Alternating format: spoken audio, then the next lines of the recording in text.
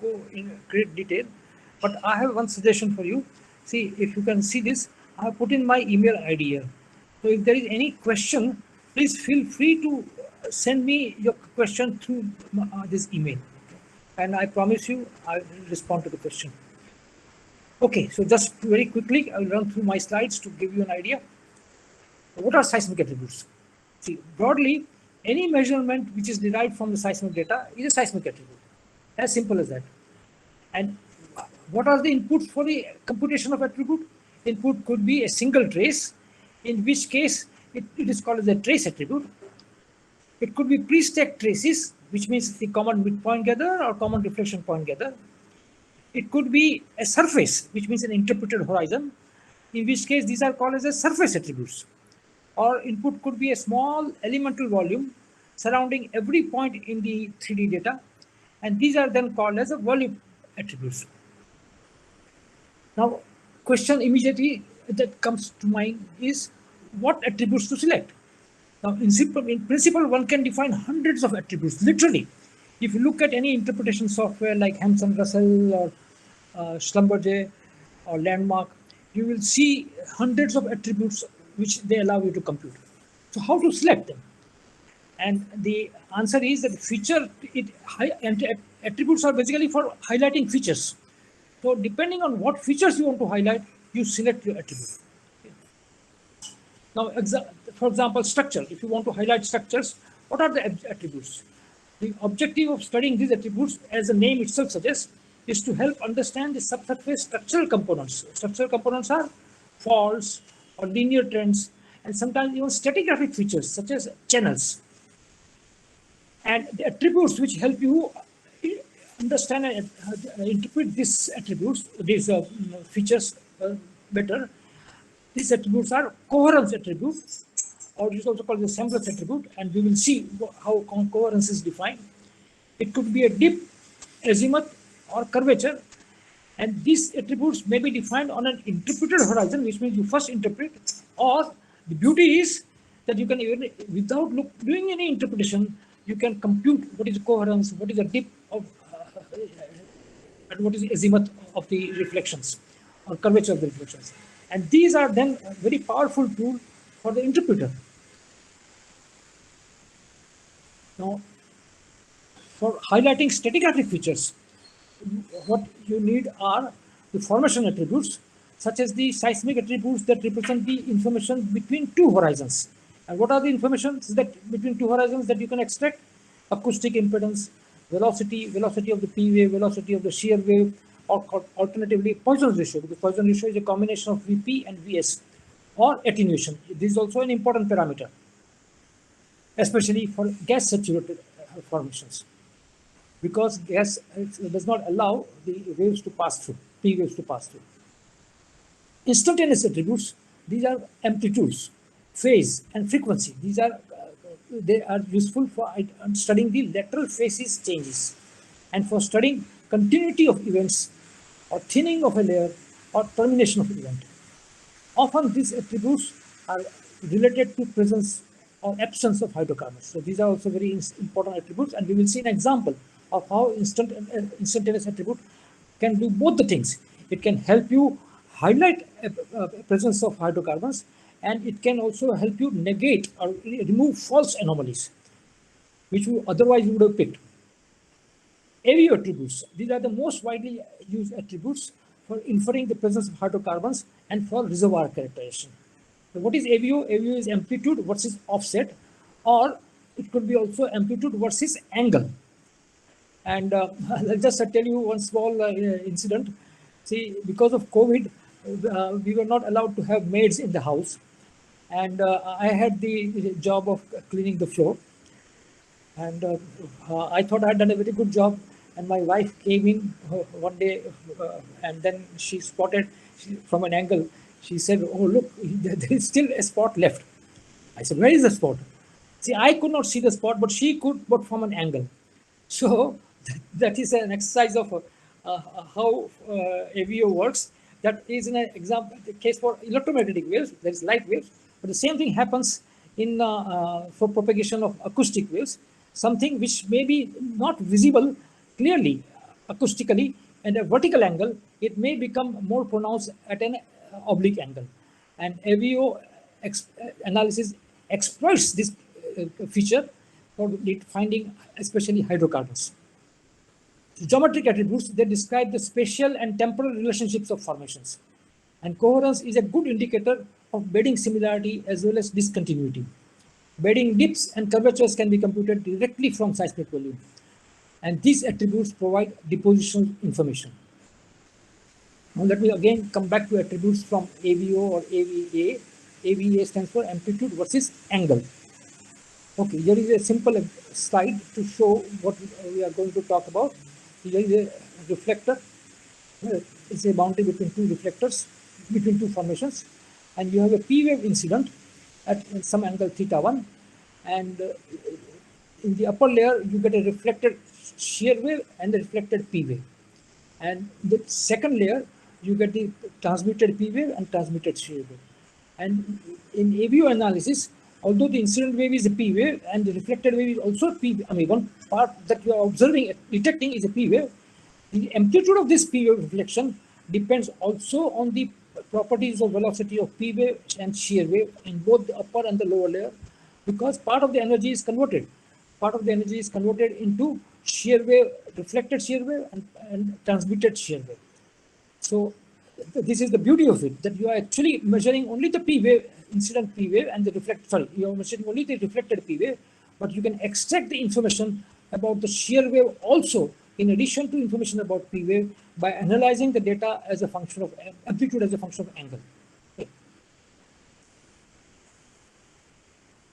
To do that, by the way, this study was done by a geologist way back in 1909, and also by somebody else in Russia. And now it is being used very widely. And what he did was a very complex thing. It was a nonlinear equations, 4x4 equations, but it is simplified to give you an example of what you can do with the amplitude versus offset analysis, or amplitude versus angle analysis. So here is an expression. This is under the approximation of Vp by Vs equal to 2, which is a very common expression for the assumption for the sedimentary data. It says that the reflection coefficient of P wave as a function of angle is given by P plus G sine square theta, where P is the normal incidence reflection coefficient, which means if theta is equal to 0, you would get the normal incidence reflection coefficient, which, as all of you know, it is rho 2 V2 minus rho 1 V1 divided by rho 2 V2 plus rho 1 V1. There's impedance difference divided by average impedance. That is the normal incidence reflection coefficient. And the second term is G sine square theta. And this G involves the change in the Poisson ratio across the layers and as well as the P wave. Okay. And that's how it also combines the information about the shear wave. The G can be also expressed as P minus 2S, where S is nothing but the reflection coefficient of the shear wave, which means had the shear wave been incident at a normal angle, vertical angle, then what would have been the reflection coefficient of the shear wave? That is given by the symbol RS0, and that will, if you were to write down the expression for it, it would be rho 2 V2 of shear wave minus rho 1 V velocity of shear wave divided by the sum of the two. Okay. So it's just like the P wave reflection coefficient, except the P wave velocity is changed by the shear wave velocity. Okay, so how does one do this analysis? The actual process is fairly complicated, and it requires a tremendous amount of vigilance and QC to make sure that the errors are minimized, the noise is suppressed without affecting the signal. One can suppress the noise, but it should be done without affecting the signal very much. So how is the extraction done? That is normally done by doing a pre-stack depth migration with good quality control. Now here I'm showing you migrated data, and it has been converted from offset to angle using the velocities derived from the seismic data from pre-stack depth migration especially. And what is being shown here is that at any one particular time t, You study the amplitude as a function of the angle in a particular CMP gather, and that you plot. So vertical axis is the reflection, so the amplitude as a function of the angle, and the horizontal axis is the sine square of theta. And this is because of the expression. If you look at it, it is P plus G sine square theta. So if you can extract the r theta and as a function of the sine square theta, the intercept gives you straight away it gives you the reflection coefficient of the P wave, and the slope gives you a value G, which can be used to extract the information about the shear wave because of G is equal to P minus 2S. Okay. Okay, and then for that particular gather, you can do this analysis at different time values and populate this two-dimensional plot of RP at a zero angle and RS, this is reflection coefficient of P wave and reflection coefficient of shear wave. And this is on the basis of this, the AVO analysis is done, and the different types of anomalies have been classified. One popular analysis AVO class is what is called the top of class 3 sense, in which the P wave reflection coefficient is negative because of the presence of gas. So if you have a gas charge sense and you have a high impedance layer below that, the reflection coefficient will be negative, strong negative, and it will get, it won't change much with the of angle.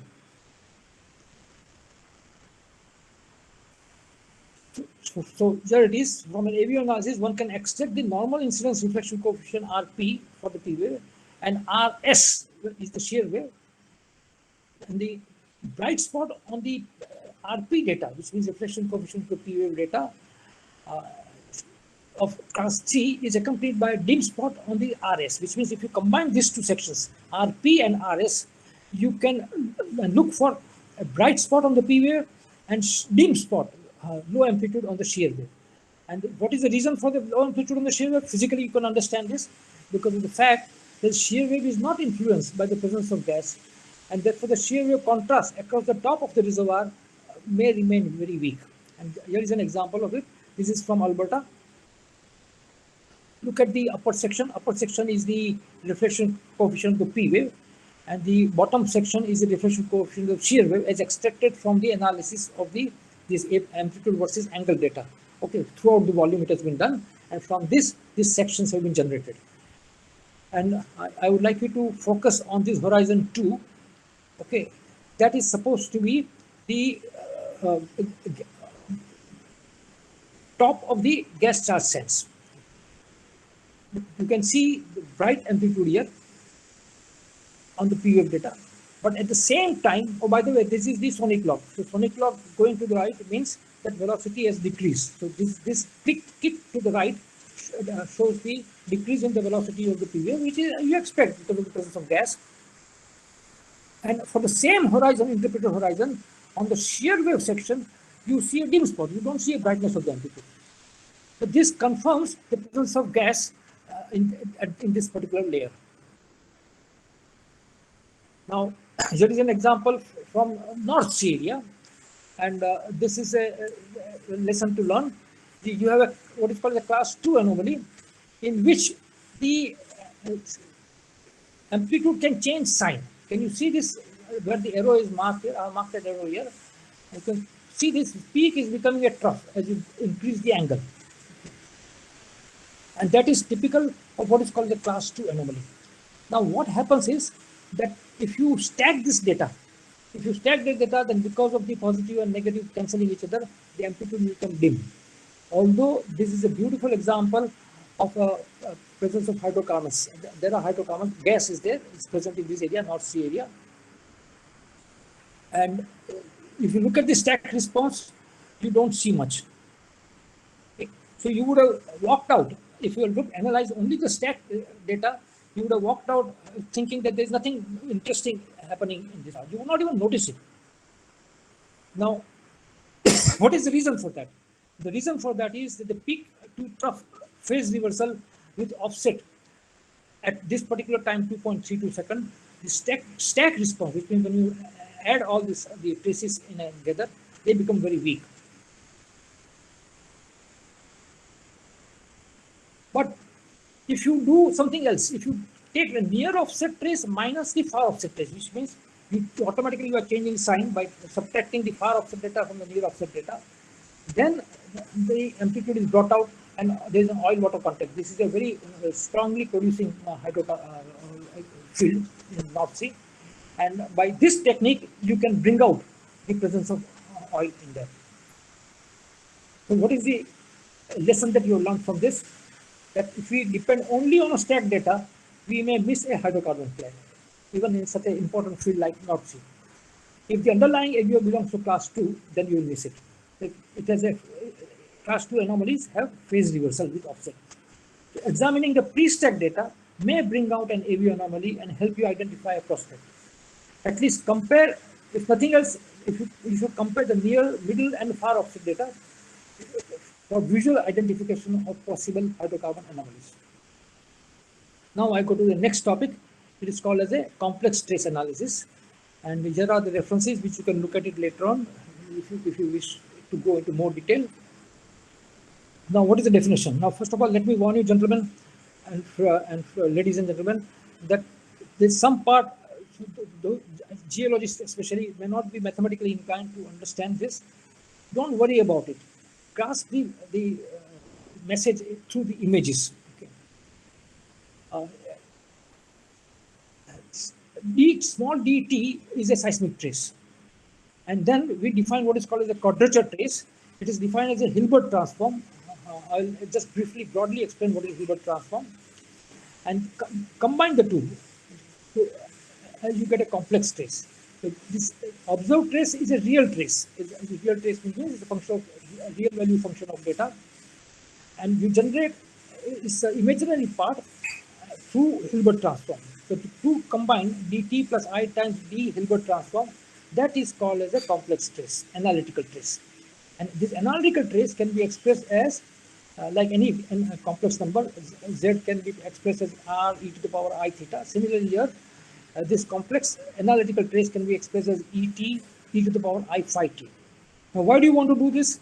You want to do this because this et is nothing but the square of the dt plus the square of the quadrature trace and under root of that. It is what is called as an instantaneous amplitude.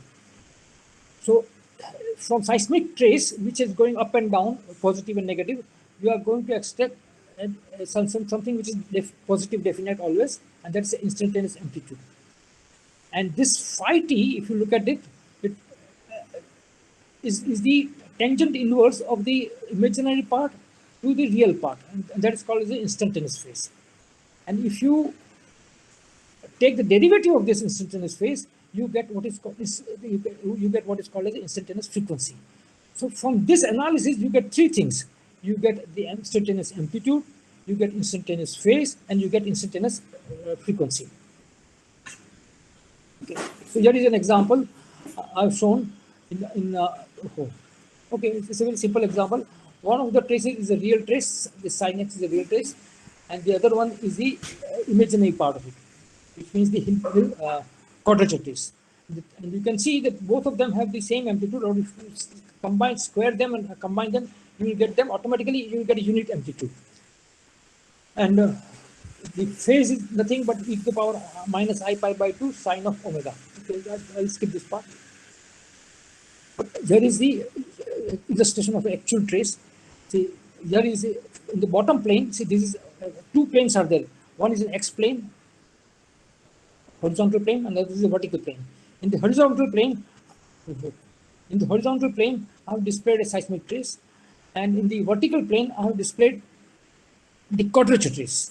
And the two can be combined through that same algebra which I showed you, x squared plus y squared square root of that, to get the amplitude trace.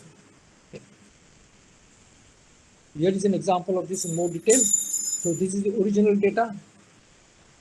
And from this, you construct the envelope by going through this process. This is the phase data that you get, and this is the frequency that you can get. Now you can see that visually, whatever you see here, you're seeing a very little bit of higher frequency part here, and that you are seeing here at the same place, high frequency part.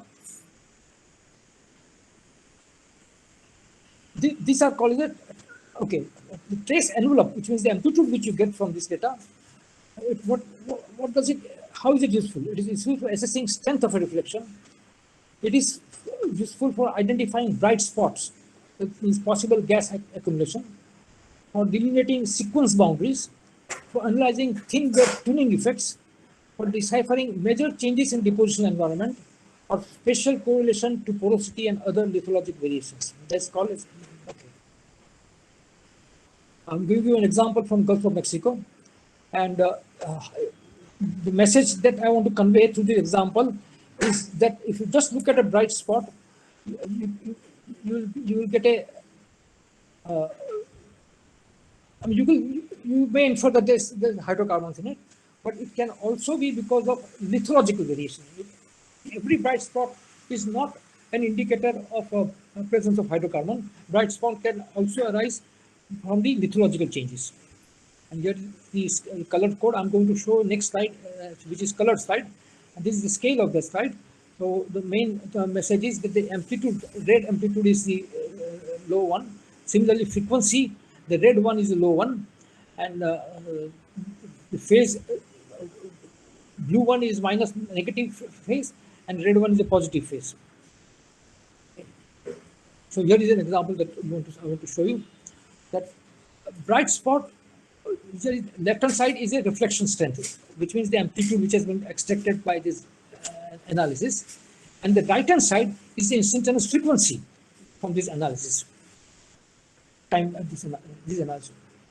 Now what you see here, that you have a bright spot here, but quite interestingly, at the same place, you also have a red colored zone. Red color, as I showed you earlier, is the lowering of the frequency. Here is the frequency scale, and red is the lowering of the frequency. So what does it indicate? It indicates the possible presence of gas in the reservoir, because gas absorbs the presence of propagation of P wave, and therefore the high frequencies are lost, and what is left is the low frequency. The combination of the P wave and the shear wave and the frequency, combination of this amplitude and the frequency, confirms the highly likelihood of the presence of gas in this prospect. Now, I mentioned that there is also polarity. This, you get amplitude, frequency, and the phase. So phase means the polarity.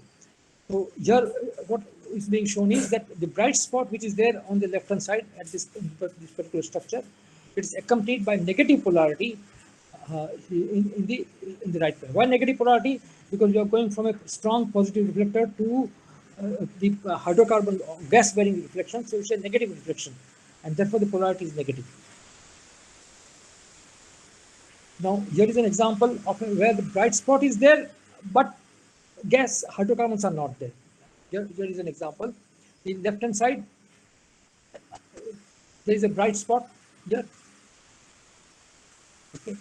But actually it corresponds to shell deposit, and it is not accompanied by frequency shadow. There is no frequency shadow here. Okay. So this rules out the presence of hydrocarbons in this, and you can save thousands of dollars by doing this analysis. Don't drill a well where you do not have the lowering of the gas, lowering of the frequency. It could be because of some lithological changes. So it just gives you a caution. Okay. You may still go ahead and drill it, but you must have some other arguments to support it. Use of instantaneous frequency. It's a hydrocarbon indicator for low frequency anomaly. This effect is sometimes accentuated in unconcentrated sands due to the oil content of the pores. It is obvious. Low frequencies, where else do they arise? They also arise because of fractures. Because fractures do not allow the waves to propagate in a coherent wave, and therefore the frequency decreases. It is also a bed thickness indicator, because when the layers come close to each other, the composite response is of a higher frequency. So higher frequencies indicate sharp interfaces, such as exhibited by thin laminated shales. Lower frequencies are indicative of more massive bedding geometries, okay, like sand cone geometries. Now, significance of instantaneous phase. This is also very important, and you will see immediately the message from the images that lateral continuity of phase indicates lateral continuity of lithology and vice versa. Consequently, if the phase is suddenly changing, it indicates there is a presence of fault there. So it helps you. And not only that, it can help you track an event across a fault.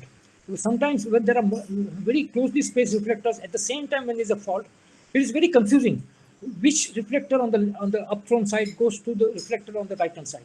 But if you take help of this instantaneous phase, you can correlate much more confidently.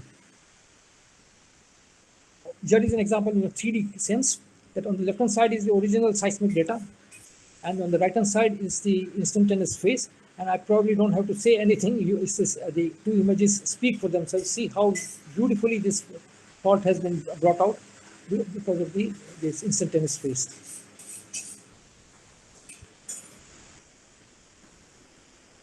One more message is there, that lowering of the frequencies can correspond to sand channels and fen spread, while higher frequencies may correspond to shale or mud levee.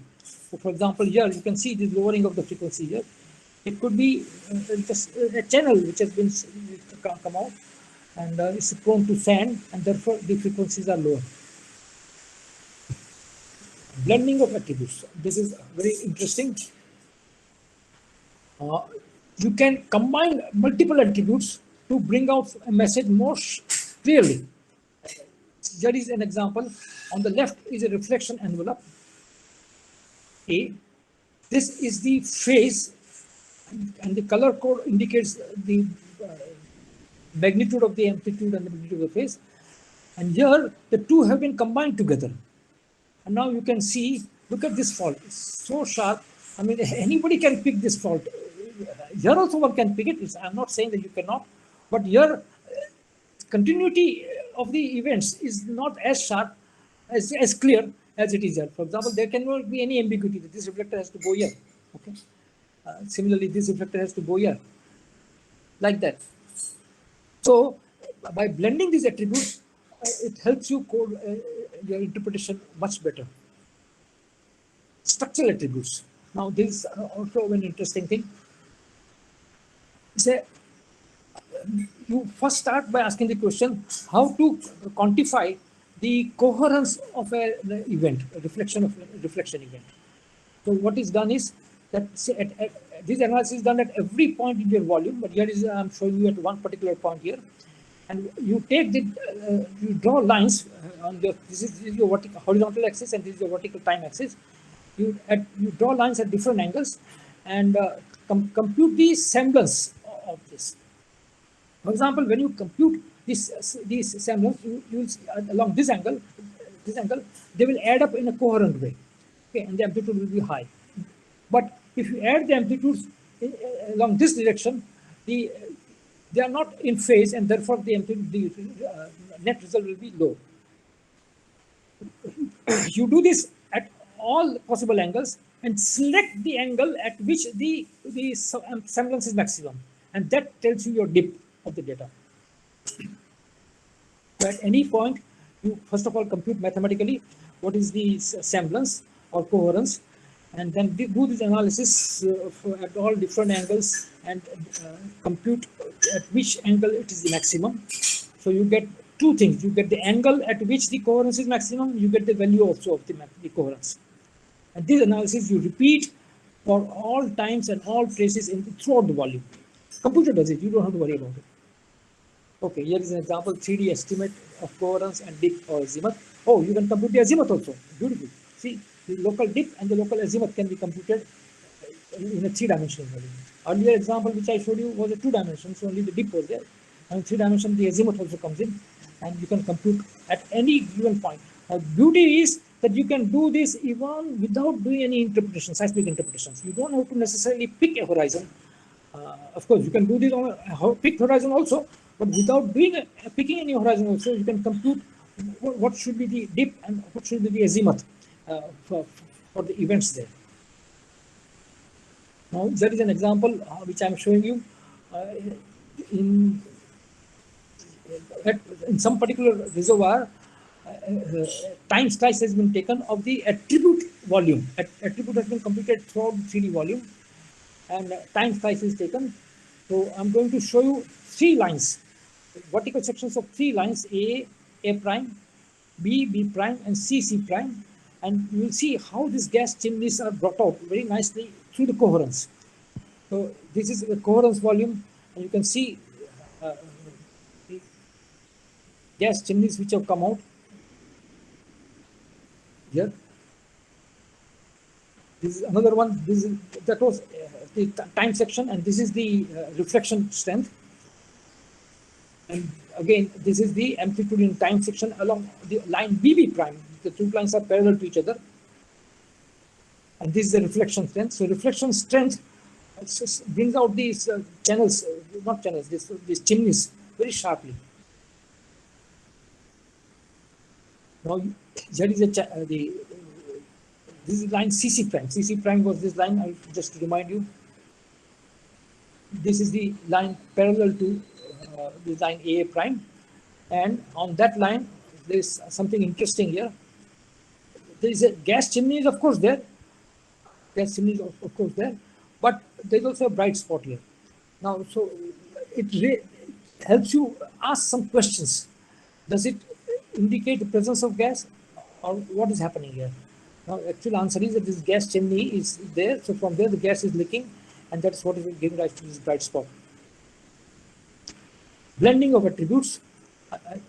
There is a seismic section. Oh, actually, blending of the attributes, this slide should have come earlier. By mistake, it has come here, where I combine the amplitude, phase to show you how it brings out the fault very sharply, and you can correlate across the fault. So here is another example. You have a seismic section here. Okay, this is an instantaneous envelope. This is instantaneous phase, and this is the product of the two. Phase is modulated by envelope, and now you see it's the same example, but it's now brought out more clearly. This reflector has to go here across the fault. So this is the downflow side, this is the upflow side. Of course, I'm not saying that normal interpreter will not be able to pick this up, but these tools help you expedite your interpretation flow, 3D interpretation flow. This is another example. This is a time slice from the US Gulf Coast. Now you can see that there's hardly any pattern which you can recognize in this process data, except that you can see some sort of a linear trend which is going this way. And what are these things, incidentally? These things, these features which you see, these are the acquisitional footprint. Okay? Now, people who are familiar with acquisition of seismic data, they would know what is an acquisition footprint. So the geometry with which we acquire the data, that can leave behind a footprint in your process data, unless you take care of them separately. So here it is an example that these footprints are there, and they spoil your data. Here is the instantaneous frequency attribute. It brings down the sinuous feature, the channel Levy complex, which was masked by the amplitude. See, here you don't see that so clearly. Here it is very sharp. Compare the bottom left part of this image with that in the amplitude image. This part we compare with this. Okay. Instantaneous frequency thus helps in interpretation. Oh, by the way, now these are slides which I am not going to go through. This is how this Hilbert transform and the quadrature traces are generated. So these are mathematics of it. This is just an electric here, in case somebody wants to go into it in more detail. So these are the references for that. So this is the end of it. And now I invite lecture questions if there are any. I hope I have completed in roughly about 40 minutes. Okay.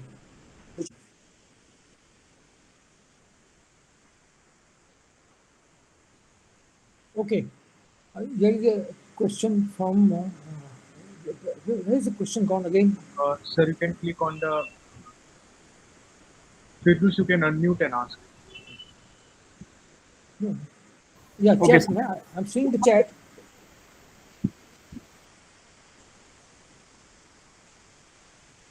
What are the limitations of using instantaneous attributes for horizons? Okay, this is an interesting question. If you are using instantaneous attributes after picking a horizon, then the accuracy of your result depends on the accuracy with which you have picked the horizon. For instance, if you have, while crossing a fault, if you have gone to a wrong, instead of going up through side, you've gone down through side, for example, I'm just saying hypothetically, then the other attributes which you extract for the horizon, they become meaningless. So it depends on the accuracy with which you have extracted the horizons, which in turn depends on the signal to noise ratio. But if that is okay, then it's all right to first pick the horizon and then do the compute the instantaneous attributes. But my submission is that you first compute the 3D volume of instantaneous attributes, and then on that you can use that for picking the horizons also. As I said, semblance. The semblance will be uniform, will be more or less the same across a particular horizon. Okay, that's the definition of a horizon. How do you identify a reflector in a seismic data? From phase to phase correlation, and mathematical that we usually do, but it's the attribute of semblance does it automatically for you mathematically and throughout the 3D volume in one go. So you should exploit that. Okay, sir, we have one more Yeah. question. Okay, this is also a very interesting question. How to get the idea about porosity using attributes? Okay, I love to answer that question. I have not gone into great details of the attributes, but there is something called a neural network analysis, and there are other techniques similar to that, in which you use multiple attributes and correlate them with any other property. So, for example, if you have a control on the porosity from well data, okay, then you can correlate that porosity with these attributes derived from the seismic data, various amplitudes which you can derive from seismic data. And how to select that attributes? You do a correlation, pair by pair. You correlate porosity with, let's say, the velocity of P wave. You correlate porosity with with any other attribute, say shear wave, which you have extracted, and then see which pairs give you good correlation coefficient, and then you select maximum say 3 or 4 such attributes. Now comes the next stage in the neural network analysis. It's called a multivariate part. So you predict from the this correlation which you have done, it is stored in the neural network, and using that it predicts the values for the porosity away from the well data. And this is a very powerful tool, neural network technique. And let me share with you.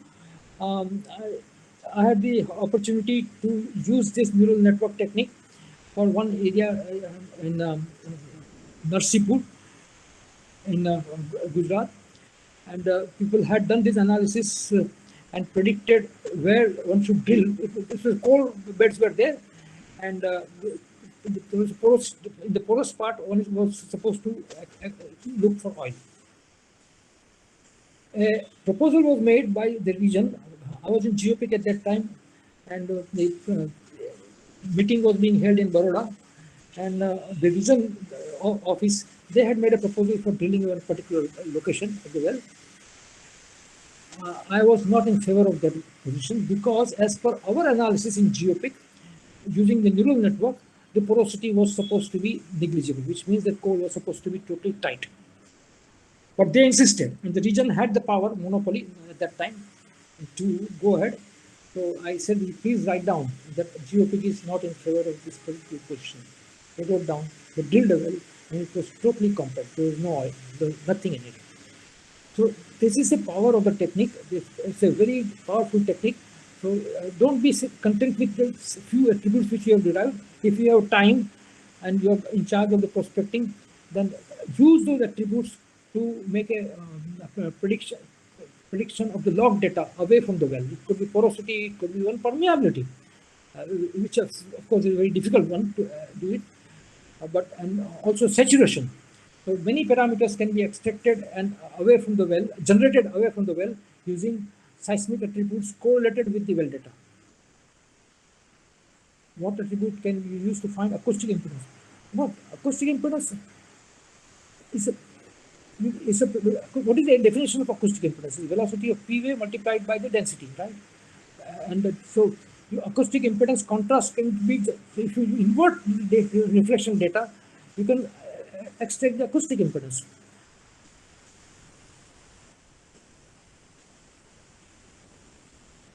Can you use, next question is Satank Pandey, can we use machine learning in seismic interpretation using seismic attributes? If yes, then what are the advantages of it over normal interpretation? And if you can provide references for it or platform where I can find more about it, it will be very helpful. I suggest that the best person to answer this question is Professor Bharat Shekhar in the audience, and he will provide you with the necessary literature if you are interested in the machine learning. But my, to me, even the neural network, which is not technically now recognized as a part of machine learning, but neural network is also equally powerful technique because it requires manual intervention in between to select the right attributes. But it's an extremely powerful technique for prediction. So I leave it to for you to interact with Professor Bharat Shekhar to get the answers from this. Could you please emphasize again on the benefits of complex trace analysis over just real seismic trace attributes? Oh, the answer is very simple. It is the instantaneous amplitude, instantaneous phase, and instantaneous frequencies. These are defined through the complex trace attributes. So, otherwise, you cannot separately extract out the frequency or the phase from a real trace. So, that's the benefit of it. And once you've done that, I've shown you examples of how phase can be interpreted to study the lateral change or the break in the change. Oh, can you please repeat the name of the professor? The name of the professor. This is the answer to Sathak Pandey. Sathak Pandey, sorry. I'm talking about Professor Bharat Shekhar. He's, I don't know whether he's in the audience. Are you there, Professor Bharat? Yeah, I'm here. I'm here. Yeah. Okay. So Yeah. can you please take care of this question? Yeah. I can provide the references. So there are several. References. Okay. And just one minor correction. So neural networks are considered part of machine learning. Neural network is considered machine learning. Oh, Yeah, okay, great. Yeah, good to know that. All right, because I worked on neural network long before the term machine learning came. I'm talking about 1990s. Anyway, please continue. Then. Okay, I guess so. There are no more questions as such. Looks like it. So I encourage you to. Rohan has a question. Can we not get frequency and phase from seismic data? Can you not get frequency and phase from seismic data? No, there was a question which I answered, saying that you can get it more meaningfully and much conveniently by doing complex trace analysis. Otherwise, you can take a window and compute the power spectrum and do whatever analysis you want to do. You can. For any seismic trace also, you generate a small window, and over that you do the spectral analysis and take the maximum of that, and that gives you the maximum frequency. You can compute average frequency also. You can do any analysis in that. But there's nothing to match the complex trace analysis because it is instantaneous and rigorous. There is no question of window. Otherwise, the concept of window comes in. Window is a subjective thing.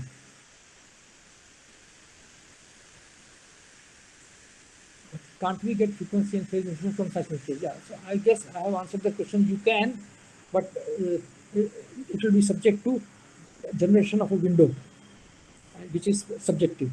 And not only subjective, when you bracket your trace with a window, it gives rise to its own problems in the spectral analysis. I will take your leave, and Sure, I would like to sure. thank you for interacting, and I would like to tell the students to make full use of our EAG chapter. So there are several opportunities in terms of, first of all, EAG has a very good YouTube channel. You should all go and subscribe to it. So there Okay. are several. Yeah, yesterday, Bharat, just one thing. Yesterday, we had a chat with Sonal, and Sonal or the Shah, they suggested that this lecture may be put on the YouTube. Now, Yeah, personally, I have absolutely nothing against it. I'm in favor of it, in fact. But my submission is that you should take EAG into confidence. After all, this exactly, is a exactly. Yeah, yeah. so without So involving EAG, for example, yeah, ACG, without yeah, yeah. involving ACG, nobody can dare put such things on YouTube. Correct, So correct. So that is what I would say. you can And send the also, complete recording to EAG yeah, in yeah, yeah. response, And they should approve. Yeah, and once they approve, you can put it up. I don't know. yeah, yeah. Right. Yes, sir. So We have sent an email to VAG for the okay. approval. So If they approve, then also. and Hello? make use of the membership to access First Break and Geophysical Prospecting and Near Surface Geophysics. These Okay. are the 3 journals published by EAG, and also try to write abstracts for the EAG annual conference. And I understand that IIT provides a free membership to the students. Am I right? A certain number. Okay. Rest of you can apply for student memberships, and you can also use the student memberships amongst yourself in a way that the entire class can subscribe. Okay. I see So one more question from Venkateshwaran. That thank you, seismic, Dr. Mehta. yeah, I yeah, will most take your welcome, leave now. Bharat, and look forward to you. And thank you for inviting me. No, it's our absolute pleasure. Thank you. Then there's a question: seismic inversion also used to prospect the hydrocarbon? The answer is yes. Seismic inversion is a powerful tool, but it's not easy to carry out. It requires good software and time, and also interpretation of the data after the inversion, and it's subject to all the uncertainties. But it's like a neural network, but in a more different way, in a different way.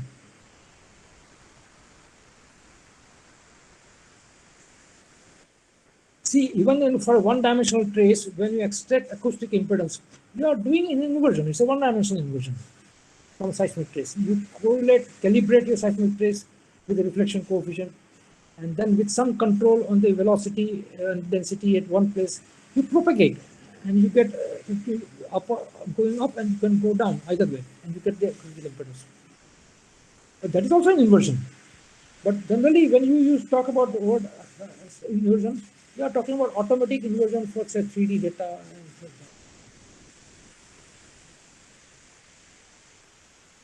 on. Okay, so Sonal, what do you say? Sir, there is one more question from Rohan Sharma. How useful are seismic attributes for deep reservoirs? Oh yes, okay.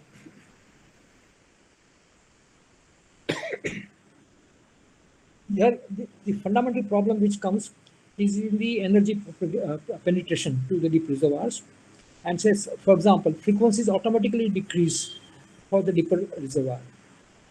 But in terms of the relative changes, its utility still stays, which means that you cannot compare all the way from the shallow to the deeper part using the seismic attributes. But within the deep portion, laterally, if you want to compare, they still remain meaningful. You get my answer, what I'm trying to say. What I'm trying to say is that the reflections from the deeper reservoir cannot be compared with the reflections from the shallow reservoir because of the frequency losses. But within but that particular depth range of deep reservoir, laterally, you can compare the seismic attributes to do the analysis as we have discussed earlier. It says stop presenting. Rohan, did you get the answer? Okay. So shall I stop here? Yes, sir.